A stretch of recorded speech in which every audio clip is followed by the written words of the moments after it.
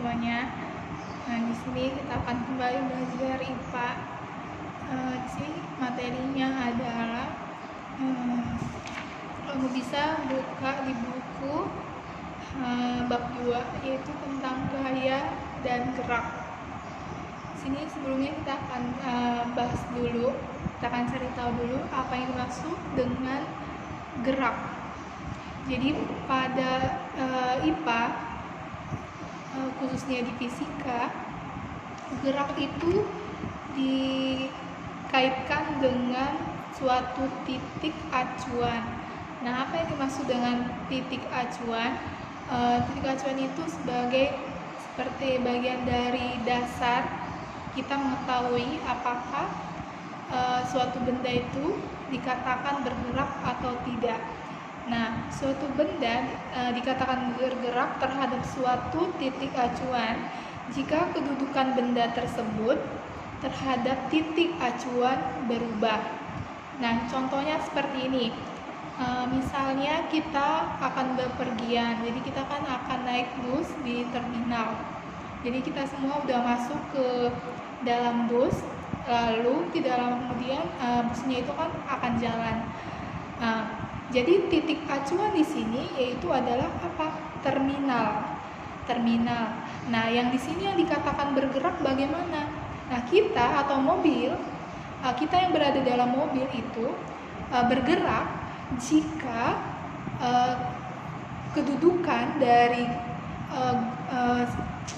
kedudukan dari mobil tersebut berubah dari titik acuannya. Artinya bagaimana? Ketika mobil tadi meninggalkan terminal, yaitu di mana terminal ini adalah acuannya, titik acuannya, maka mobil tersebut dikatakan bergerak karena posisinya berubah. Dia meninggalkan titik acuannya, yaitu adalah terminal. Nah, di dalam mobil kita kan bergerak. Misalnya kita berjalan, kita bisa bermain, kita bisa berpindah dari satu tempat ke tempat lain, atau dari misalnya kamu duduk di belakang lalu maju ke depan, dari depan mundur lagi ke belakang, apakah itu dikatakan bergerak? Nah, tadi kita buat lagi apa jika kita di dalam mobil, apa titik acuannya? Berarti titik acuannya adalah mobil, ya kan? Jika kita meninggalkan mobil tersebut, maka kita dikatakan bergerak. Tapi apakah kita meninggalkan mobil tersebut? Tidak. Maka jika kita berada di mobil, kita berpindah tempat, itu kita tidak dikatakan bergerak karena titik acuannya tidak berubah. Kecuali ketika kita keluar dari mobil tersebut, titik acuannya adalah tadi mobil, maka dikatakan kita bergerak. Jadi bisa kita ambil kesimpulan bahwa bergerak itu adalah suatu benda dinyatakan bergerak terhadap satu titik acuan terhadap benda lainnya jika jarak atau posisi antar keduanya berubah. Ulangi lagi. Suatu benda dinyatakan bergerak terhadap satu titik acuan jika jarak atau posisi antar keduanya berubah. Sama seperti tadi, titik acuannya adalah terminal. Mobilnya meninggalkan terminal, maka dikatakan bergerak karena posisi antar keduanya berubah, ya kan? Tapi pada saat kita di dalam mobil, kita berpindah tempat, kita melompat, atau bagaimana yang kita lakukan di dalam mobil, itu tidak dikatakan bergerak karena posisi bendanya tidak bergerak. Jadi yang bergerak adalah mobil, tapi kita yang di dalamnya tidak melakukan gerakan. Itu dalam fisika. Tapi kalau misalnya dalam keseharian kita tetap bergerak, berpindah tempat itu dikatakan berarti bergerak. Tapi dalam fisika, bergerak itu dikaitkan dengan suatu titik acuan. Jadi gerak itu selalu bersifat relatif. Jadi tidak sama, tidak selalu tetap. Tergantung bagaimana pengamatnya. Misalnya pengamatnya adalah Miss atau kalian. Pada saat kalian berdiri di suatu tempat, kalian melihat mobil lewat. Di sini yang mengalami gerakan siapa? Yang melakukan gerak siapa? Mobil, karena dia meninggalkan titik acuannya itu tadi kamu yang ada di pinggir jalan, misalnya di halte, ya kan? Maka mobil itu melakukan gerakan atau bergerak. Tapi pada saat pengamatnya kamu berada di dalam mobil, ya kan? Mobil itu bergerak, tapi misalnya kita melihat sebuah gedung, ya kan? Sebuah gedung, kita berada di dalam mobil. Kita seperti melihat seakan-akan gedung itu bergerak, tetapi tidak bergerak. Yang bergerak adalah mobil. Nah, jadi gerak itu bersifat relatif tergantung pengamatnya. Siapa yang melihat bahwa benda itu bergerak atau tidak. Nah, jadi sekarang kita mau bahas jenis-jenis gerak. Nah, jenis-jenis gerak itu kamu bisa lihat di halaman 34. Gerak menurut benda. Nah, gerak menurut benda ini dibedakan menjadi dua, gerak nyata dan gerak semu. Gerak nyata adalah suatu gerak benda yang diakibatkan oleh perubahan jarak atau posisi benda terhadap titik acuan. Jadi benda itu benar-benar bergerak. Seperti tadi kamu naik mobil di terminal, mobil itu bergerak karena dia meninggalkan titik acuannya. Dan ada yang kedua adalah gerak semu. Gerak semu adalah gerakan suatu benda sebenarnya diam, tetapi oleh pengamat teramati bahwa benda itu seolah-olah bergerak, sama seperti kamu tadi berada di mobil, kamu melihat gedung-gedung yang di luar seperti bergerak, ternyata tidak. Yang bergerak adalah pengamatnya. Nah, itu yang dikatakan dengan gerak semu. Yang kedua adalah gerak menurut bentuk lintasan. Nah, gerak menurut bentuk lintasan ini ada 3. Yang pertama adalah gerak lurus. Berarti kalau dikatakan gerak lurus adalah gerak yang lintasannya berbentuk garis lurus, ya kan? Lintasannya berbentuk garis lurus. Yang kedua, contohnya apa yang bergerak lurus? Misalnya kelapa yang jatuh, kan dia lurus ke bawah, atau buah-buah yang lain jatuh, itu dia gerak lurus. Atau pesawat terbang pada saat di udara dia akan lintasannya lurus, dia akan terus lurus.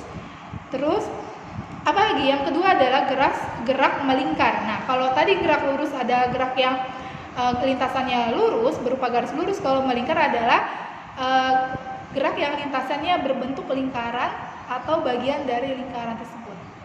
Nah, yang ketiga adalah gerak parabola. Nah, gerak parabola adalah gerak benda dengan lintasan berbentuk parabola. Kamu bisa lihat di halaman 36. Mungkin kalau di sini kamu bisa lihat parabola itu seperti antena Indovision dan yang lain-lain. Kalau di kampung biasanya mereka tidak menggunakan antena tapi menggunakan parabola. Nah, seperti itulah lintasan gerak parabola. Nah, lanjut kita halaman 37, yaitu kelajuan dan kecepatan. Apa yang dimaksud dengan kelajuan? Nah, kelajuan adalah besarnya jarak yang ditempuh oleh suatu benda yang bergerak dalam tiap satuan waktu. Nah, jadi ulangin, kelajuan adalah besarnya jarak, banyaknya jarak yang ditempuh suatu benda yang bergerak. Nah, kalau benda yang tidak bergerak dia tidak mempunyai kelajuan. Oleh suatu benda yang bergerak dalam setiap satuan waktu. Nah, jadi kelajuan adalah besarnya jarak yang ditempuh oleh benda yang bergerak setiap satuan waktu. Nah, di sini kecepatan dilambangkan V. Untuk mencari kecepatan rumusnya adalah S per T, di mana S adalah jarak, T adalah waktu. Jadi semakin banyak jarak yang kalian tempuh, maka waktu yang kalian butuhkan untuk menempuh jarak itu akan semakin besar atau semakin lama. Oke, lanjut. Nah, kelajuan ini ada 2, kelajuan tetap dan kelajuan rata-rata. Kelajuan tetap yaitu adalah kelajuan konstan, tetap. Adalah kelajuan gerak suatu benda di mana tiap bagian jarak itu ditempuh dalam waktu yang sama. Misalnya, kamu dari sekolah ke rumah, biasanya itu dalam waktu 5 menit atau 10 menit dengan kecepatan misalnya dengan jalan kaki. Nah, itu selalu sama setiap harinya, itu makanya dikatakan sebagai kelajuan tetap. Sedangkan kalau kelajuan rata-rata dia tidak selalu tetap, kecepatannya bisa lebih cepat, bisa lebih lambat. Nah, itu yang dimaksud dengan kelajuan rata-rata. Oke, Sekarang kita ke halaman 40, yaitu gerak lurus beraturan atau GLB. Gerak lurus beraturan adalah gerak suatu benda pada lintasan lurus dan dengan kecepatan yang tetap. Nah, jadi gerak lurus adalah gerak pada lintasan yang lurus. Karena dia beraturan, maka kecepatannya tetap. Ya kan, jika kamu misalnya naik motor, kamu melintasi jalanan lurus, dia kecepatannya konstan. Misalnya 60 km per jam, itu terus 60 km per jam dengan lintasan yang lurus. Nah, itu yang dikatakan dengan gerak lurus beraturan. Nah, jika selanjutnya, apa yang dimaksud dengan gerak lurus berubah beraturan? Gerak lurus berubah beraturan adalah gerak benda dengan lintasan yang tetap lurus dan kelajuan yang selalu bertambah atau berkurang secara teratur. Misalnya, gerak lurus berubah beraturan adalah gerak benda dengan lintasan lurus yang kecepatannya atau kelambatannya berubah secara teratur, karena gerak lurus berubah beraturan. Ya, misalnya pada saat kamu melakukan perjalanan naik motor, ya kan? Kamu naik motor misalnya pertama kecepatannya itu 20. Lalu kamu tambah lagi jadi 25 km per jam. Terus 30, 35. Dia pertambahannya selalu teratur, tidak bisa misal ada yang nambah 5 meter per detik misalnya. Ada yang 10, ada yang 20, tidak. Dia selalu konstan. Terus misalnya nih, contohnya adalah sepeda yang dikendarai di jalan menanjak. Jika pedal tidak diayu, gerak sepeda semakin melambat. Ini contoh perlambatan yang teratur, ya kan? Terus atau sepeda yang menuruni jalan tanpa diayun. Nah, itu kan kecepatannya teratur. Makin pertama dia cepat, lalu lambat sampai akhirnya dia berhenti. Nah, itu perubahannya itu selalu teratur. Tidak dia ada misalnya 50 lebih cepat atau bertambah jadi 70, kan berarti bertambah 20 kan kilometer per jam. Ada lagi misalnya tambah 15, ada yang bertambah, tapi dia teratur. Ya kan? Nah, ini dia yang kita pelajari hari ini tentang gerak.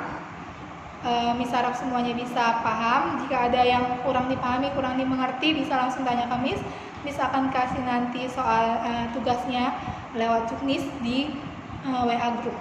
Tetap semangat, selalu jaga kesehatan. Tuhan Yesus memberkati.